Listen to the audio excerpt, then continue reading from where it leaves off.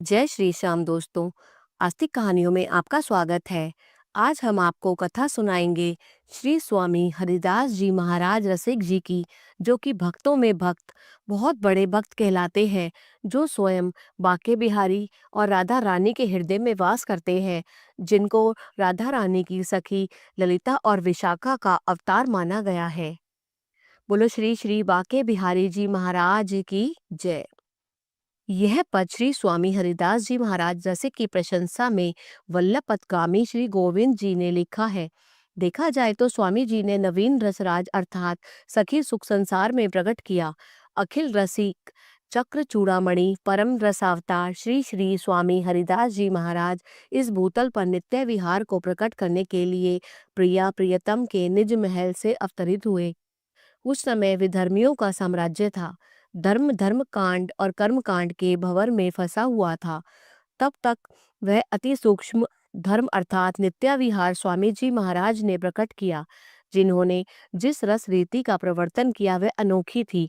जिस पद को प्राप्त करने के लिए बड़े बड़े मुनिजन नेत्र बंद कर नासिका पकड़कर ध्यान साधते हैं, वेद जिस पथ का कहीं कहीं वर्णन करता है, उसी अनन्य रसिकों के बांके पथ को स्वामी हरिदास जी महाराज ने विश्व में प्रकाशित किया।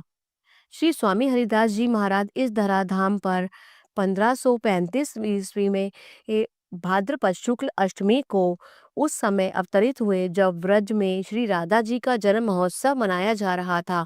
उनके पिता प्रसिद्ध रसिक शिरोमणि श्री आशुधीर जी महाराज थे और माता का नाम श्री गंगा देवी था।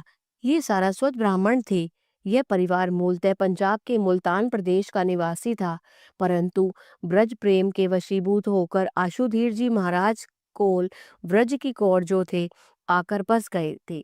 वहीं श्री स्वामी हरिदास जी महाराज का जन्म हुआ और उन्हीं के नाम पर उस पवित्र परम स्थान का नाम हरिदासपुर प्रसिद्ध हुआ। यह वर्तमान अलीगढ़ से 6 मील खेर मार्ग पर अवस्थित है। वहाँ खेरेश्वर मंदिर है और प्रतिवर्ष भारी मेला लगता है। इस गांव में श्री स्वामी हरिदास जी के भाइयों श्री स्वामी जगन्नाथ जी एवं गोविंद जी का जन्म हुआ। श्री स्वामी जगन्नाथ जी स्वामी हरिदास जी महाराज के अनुवर्ती होकर बाद में वृंदावन आकर रहे।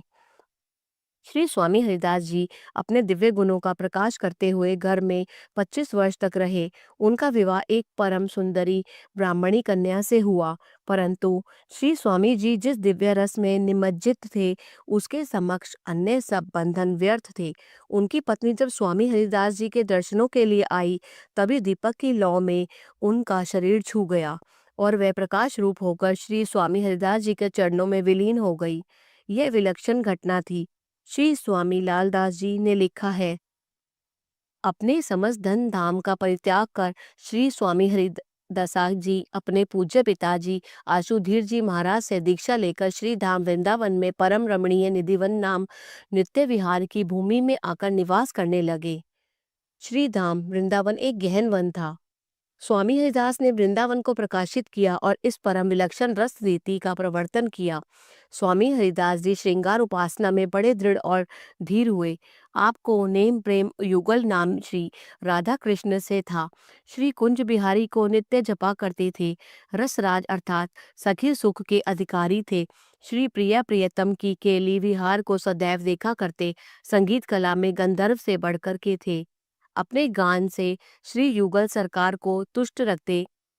उत्तम उत्तम भोग लगाया करते। प्रसाद संतों तथा बंदरों मयूरों मछलियों को भी बड़ी प्रीति से अर्पण करते थे।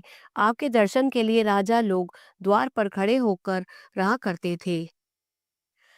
श्री स्वामी हरिदास जी महाराज नित्य निकुंज लीलाओं में ललित स्वरूपा थे। वे नित्य विहार के नित्य समुद्र में रसमग्न रहकर प्रिया प्रियतम के से साक्षात्कार करते हुए उन्हीं की केलियों का गान करते थे, परंतु लोगों को भी निकुंज के प्रिय प्रियतम का दर्शन लाभ हो सके वे नित्य प्रभु से प्रार्थना करते, क्योंकि सच्चा भक्त तो अपनी भलाई के साथ लोक कल्याण चाहता है।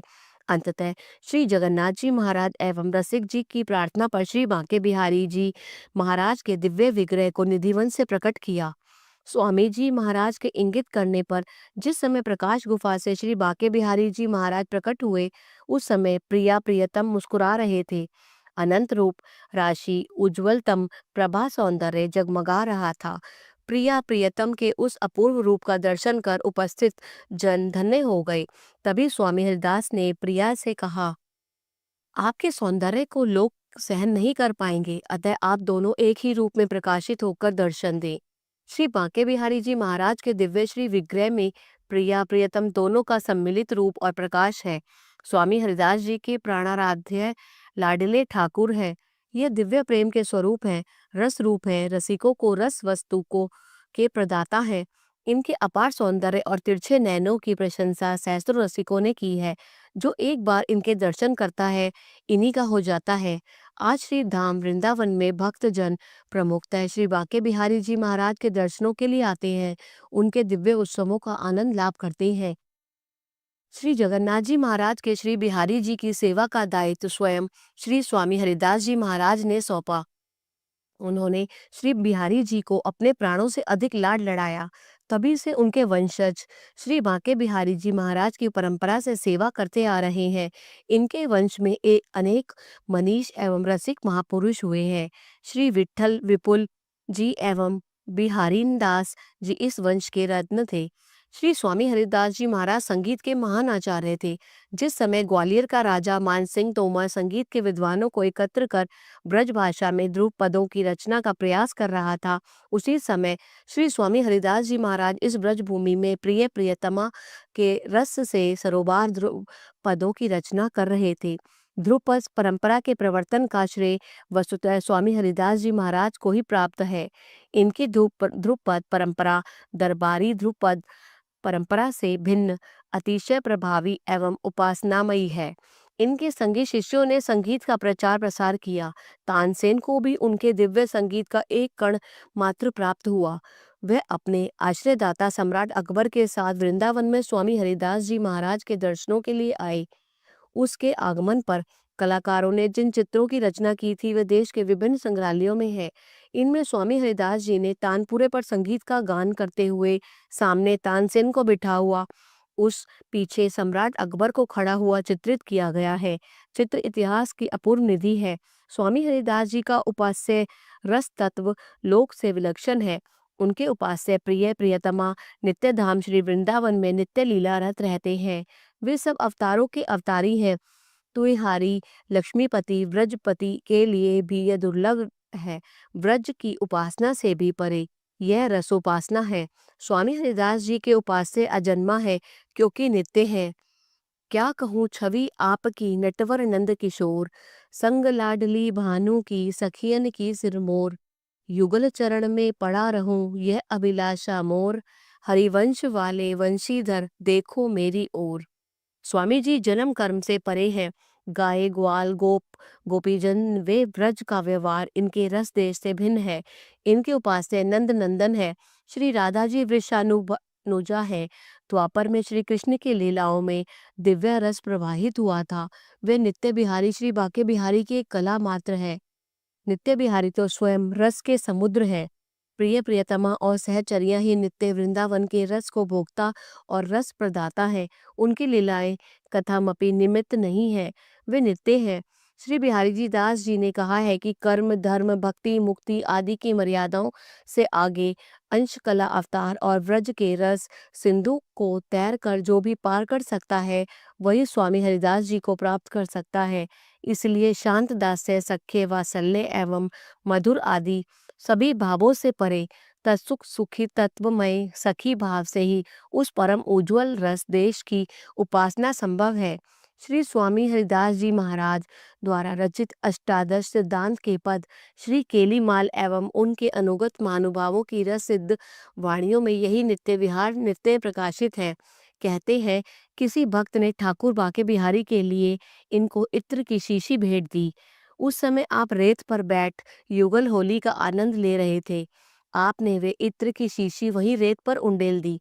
भक्त को बड़ा खेद हुआ कि इतना उत्तम इत्र महाराज ने खो दिया।